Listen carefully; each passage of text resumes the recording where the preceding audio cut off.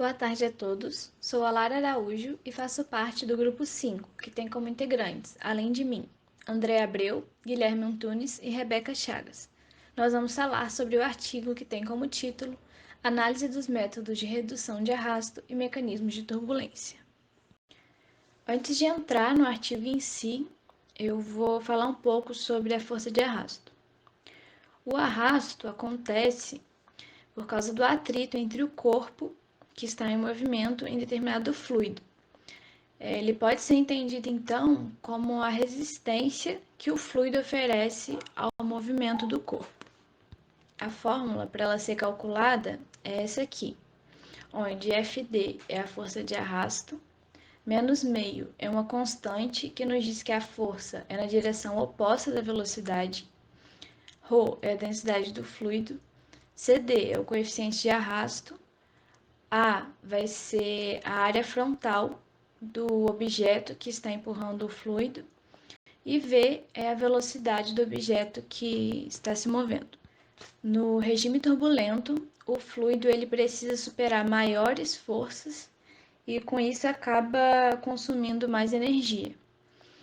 Estudar sobre os escoamentos vai ter uma importância não só na redução de consumo de energia ou na otimização de seu uso, mas também vai possibilitar outras aplicações em navios, aviões automotivos e entre outros.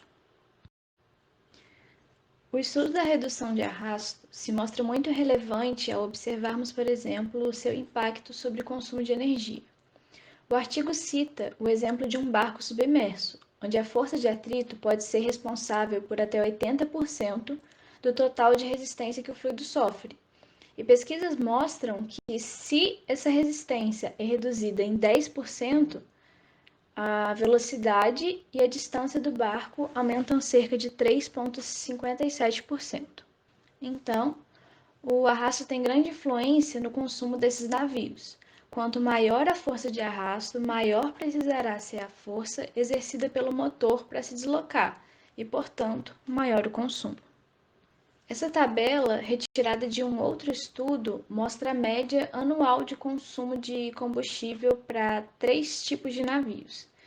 E podemos observar que em 2014, os navios container chegaram a uma média anual de 15.430.660 toneladas de consumo, o que também está diretamente relacionada à emissão de gases CO2. Então, esse é um ponto que pode ser relevante com os estudos de redução de arrasto. Além disso, os estudos também podem ser muito relevantes em aplicações em aeronaves, que estão sendo cada vez mais utilizadas. Essa matéria, por exemplo, diz que houve um aumento de 10% no número de voos diários de 2018 para 2019. Então, buscando reduzir o consumo de energia, que tem sido uma preocupação global, surgiram alguns estudos relacionados com métodos de redução de arrasto. Alguns cientistas, observando elementos da natureza, descobriram que as peles de alguns animais facilitavam seu deslocamento de forma mais eficiente. É o caso, por exemplo, da pele dos tubarões e dos golfinhos, que possuem estruturas como se fossem umas lascas que são capazes de alterar a distribuição de velocidade enquanto eles nadam.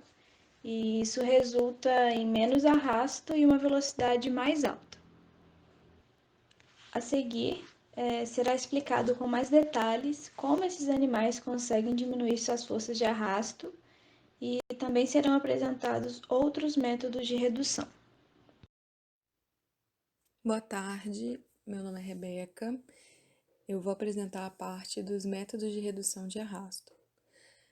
O artigo, ele subdivide os principais métodos de redução de arrasto em dois tipos, né?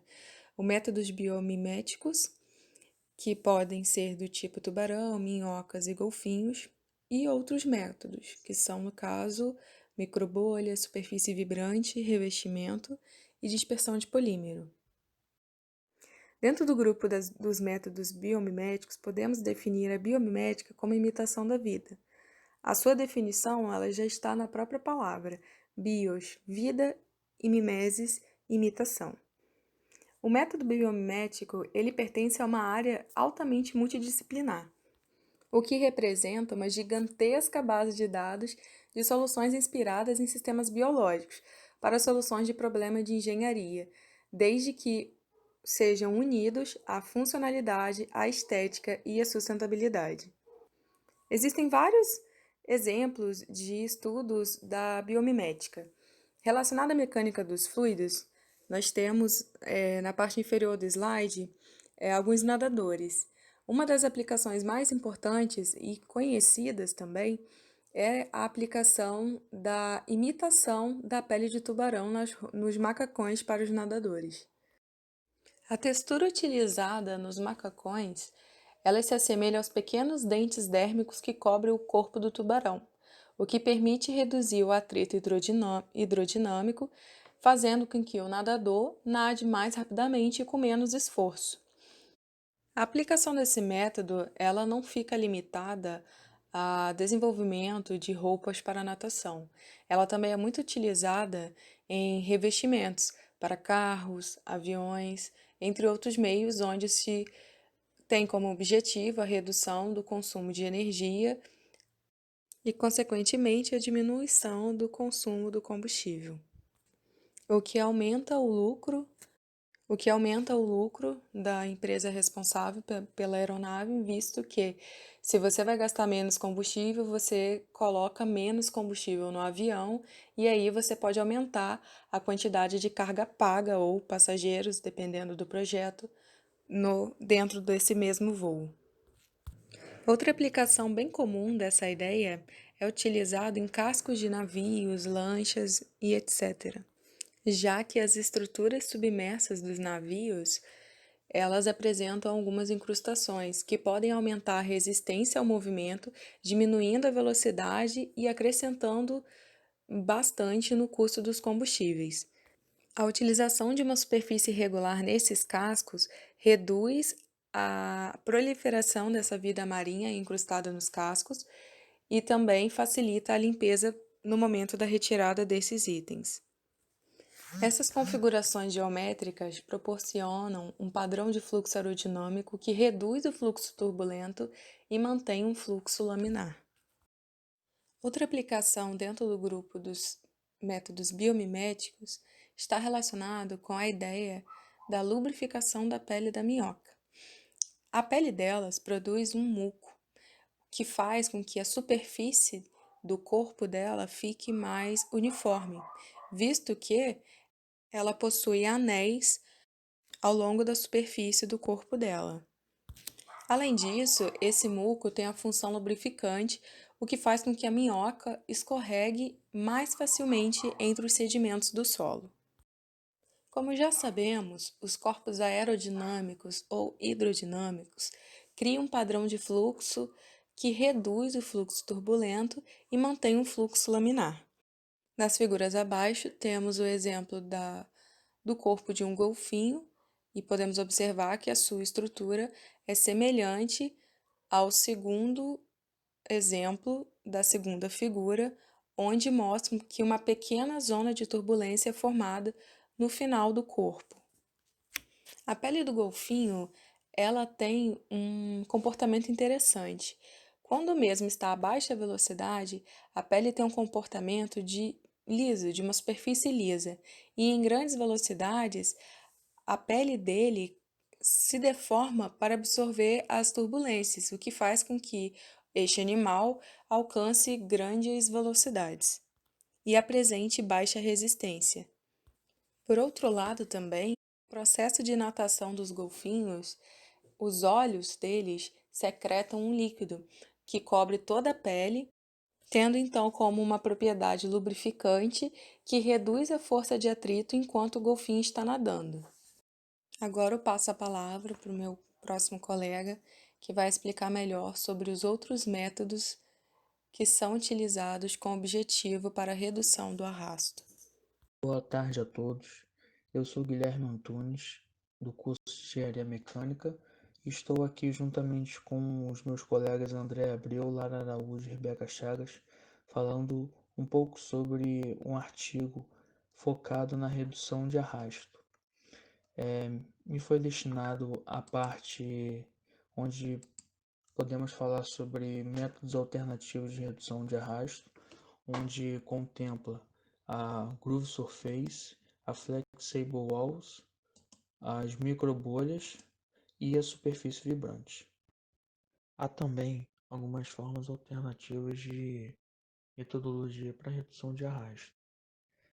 Uma delas é o Groove Surface, que se dá pela forma de atuação da seguinte forma: a superfície do groove relaciona a redução do arrasto à estrutura do fluxo turbulento, e tal tensão, que é de cisalhamento, gera na parede do fluido a redução do arrasto da superfície do groove. Mecanismo esse que se deve ao aumento da espessura da subcamada viscosa. A superfície tem um atraso óbvio na transição da camada limite laminar para a camada limite turbulenta. Isso pode ser mostrado no esquemático A, onde os vórtices, ao entrar em contato com essa geometria tipo V, como se fosse uma calha, gera um retardo na, na velocidade necessária para a redução do arrasto. Essa utilização é feita tanto em aeronaves, tanto em aparelho de acionamento de fluido e equipamento de transporte de fluido de oleoduto. Além do Groove Surface, também temos os Flexible Walls. Esse método de redução de arrasto é feito através de uma parede flexível, que é gerada através de polímeros de pintura na parede sólida e preenchendo o espaço com líquido para tamponar a pressão externa que é gerada com a alta elasticidade.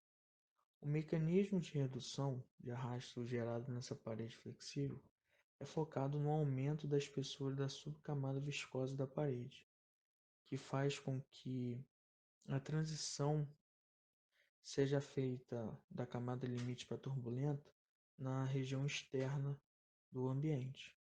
A camada limite, através da redução do gradiente de velocidade, gera a redução da força de cisalhamento na parede sólida. Além do Groove Surface, do Flexible Walls, e também temos as microbolhas. Essas microbolhas, elas são um pouco mais difundidas do que as atividades anteriores que eu já disse. Por que isso? Ela tem um efeito crescente na resistência do navio em relação à redução do arrasto por conta da pequena fricção na força da superfície da bolha e fluxo regulador deformável na estrutura que tem a intenção de reduzir o arrasto. Para o navio para o navio à vela, a redução do arrasto pode ser alçada cobrindo a camada de bolha, pode ser feita através da camada de bolha do casco, reduzindo a densidade do fluido com o meio, e por esse método ele pode alterar o limite interno da estrutura e as características cinemáticas e dinâmicas do fluxo do fluido da região próxima da parede, gerando uma redução na força de arrasto. Só que também temos algumas desvantagens desse processo, e eu listei aqui duas.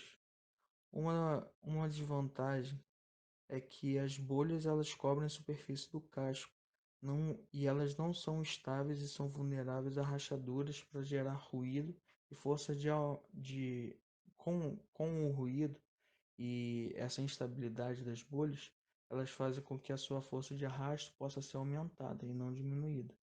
E se essas bolhas forem muito pequenas, a redução de arrasto ela não é alcançada de forma significativa ao ponto de ser um tipo de técnica a ser utilizada. Outra desvantagem é que quando o navio está navegando, as microbolhas cobrem a sua superfície e elas são principalmente de hidrogênio e oxigênio, onde são geradas a eletrólise com a água. Embora a fonte reagente seja abundante, seus resultados não são poluentes para o meio ambiente. Só que a dependência elétrica que é gerada por conta dessa desvantagem é muito alta. E isso no custo final pode ser algo não tão interessante para o nosso projeto. E por último, dessas técnicas alternativas, nós temos a superfície vibrante. Essa tecnologia de redução do arrasto na superfície, através da superfície vibrante, se refere à exposição ao longo da direção do fluxo do fluido através da placa lisa e da ação da vibração, o que leva a um método de resistência de superfície plana diminuída, conforme ilustrado na figura abaixo, onde a vibração ela é feita em relação ao eixo Z e o fluxo é em relação ao eixo X. E esse contraste faz com que a gente diminua a nossa força de arrasto. A vibração na parede interfere no ciclo regenerativo dos vórtices gerados na direção da corrente, não sustentando a turbulência da parede, que podem atingir o efeito de redução de arrasto. Outro método de redução de arrasto utilizado é o revestimento interno, ou em inglês, coating. Ele é utilizado em oleodutos e nos oleodutos o arrasto por atrito entre o óleo e o tubo pode chegar a 98% do total do arrasto. Nesse caso, se o arrasto durante o transporte consegue ser reduzido, então é possível obter grandes benefícios econômicos. Baseado nisso, foram realizadas diversas pesquisas relacionadas ao tema. Esse método é capaz de reduzir a resistência sobre o fluido e, além disso, ainda consegue proteger os oleodutos da corrosão. Em 1953, ele foi aplicado no transporte de gás em um duto de óleo e houve um aumento de 5 a 20% na capacidade de transporte. Wei e Ni perceberam que a redução de arrasto mais efetiva foi a do óleo de silicone, pois a sua hidrofobia permite que a parede fique mais lisa. Então, os principais fatores na redução de arrasto através do revestimento interno são a hidrofobia, que seria a repulsa à água, né, do revestimento, e o controle da rugosidade da parede dos dutos. Bom, e para finalizar, eu vou falar um pouco sobre os métodos que o artigo ele vai explicando ao final do artigo. E um método que ele fala sobre dispersão polimérica, que foi descoberto no final do século XIX, em que, de maneira experimental e empírica, eles puderam perceber que a água escoava mais facilmente quando estava misturada com lama do que quando a água estava fluindo simplesmente limpa, né? Isso mais ou menos no final do século XIX. E posteriormente foi descoberto dois tipos de polímero que eram bem similares a esse tipo de comparação, uma vez que a adição de polimetilmetacrilado e o PMA, que é também outro polímero, quando eram dispersos na água, eles possibilitavam uma mudança e uma melhor fluidez na água por meio de estarem presentes ali. E, na minha opinião, lendo um pouco sobre o começo do artigo, ele fala que os golfinhos também secretam um líquido que permite com que eles consigam se mover de maneira mais rápida dentro da água. E pensando assim de uma maneira rápida, eles também estão dispersando um outro tipo de fluido no meio e fazendo com que eles tenham uma lubrificação entre o corpo e o meio externo, aumentando assim a velocidade e reduzindo as forças viscosas que são atuantes. E o mecanismo, segundo o autor da revisão bibliográfica, consiste no fato da camada limite ser reduzida, o que aumentaria a velocidade, né? E você reduziria o gradiente de velocidade, né? Então, a velocidade média seria muito maior do que anteriormente. E também você teria uma grande redução da geração de vórtices. Mas essa teoria ainda não... Dando prosseguimento, o próximo método de redução de arrasto consiste na superfície hidrofóbica. Na natureza também de certa forma conhecido que alguns insetos conseguem permanecer sobre a superfície da água sem quebrar a tensão superficial.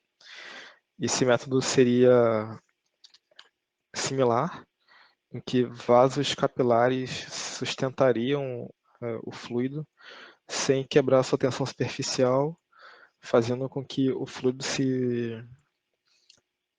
fosse deslizando sobre esses capilares, aumentando a velocidade e reduzindo a força de contato, uma vez que a área de contato com o fluido seria muito menor do que sem esses vasos capilares, que sustentam o fluido. E um dos últimos métodos que o artigo apresenta é o fenômeno de traveling wave, ou onda viajante, tradução livre, em que a superfície serrilhada formaria vórtices em que as camadas superiores de fluxo deslizariam sobre elas mesmas, com grande redução na área de contato da superfície com o fluido que tem maior velocidade. Isso faria com que, teoricamente, você tivesse uma maior velocidade do fluido no campo longe da parede. Um fenômeno também que eles alegaram que existe seria, além da redução do arrasto, também a redução do ruído provocado pelo deslizamento, pelo deslocamento do fluido, perdão. Bom, finalizando esse trabalho, algumas considerações que eu acredito que precisam ser feitas é que, pelo menos os pontos positivos, né? O artigo é uma revisão bibliográfica claramente dita lá no título. Então, como revisão, ela não tem o intuito de aprofundar de maneira muito extensa os conceitos e as teorias apresentadas. Isso é uma coisa boa, de certo modo, porque para quem não tem nenhum tipo de conhecimento nessa área, é possível que essa pessoa possa ter uma visão geral e panorâmica de todos os possíveis mecanismos que podem ser usados para poder reduzir a força de arrasto e a força as forças viscosas e atrito que possam existir.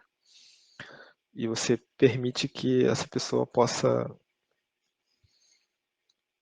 desbravar alguns temas que possam ser interessantes para sua pesquisa. Entretanto, também tem alguns pontos negativos que eu pude levantar, em que foram que, por exemplo, não houve uma discussão, nem mesmo um levantamento matemático sobre quais seriam os fatores que influenciariam na redução dessas forças. O artigo só apresentou de maneira bem sucinta e simples cada mecanismo e mesmo assim não foi completamente desenvolvido. Mas como eu disse antes, embora não tenha feito isso, ele dá uma visão geral do que são os mecanismos que podem ser usados para reduzir as forças de arrasto e as forças de contato atuantes no fluido.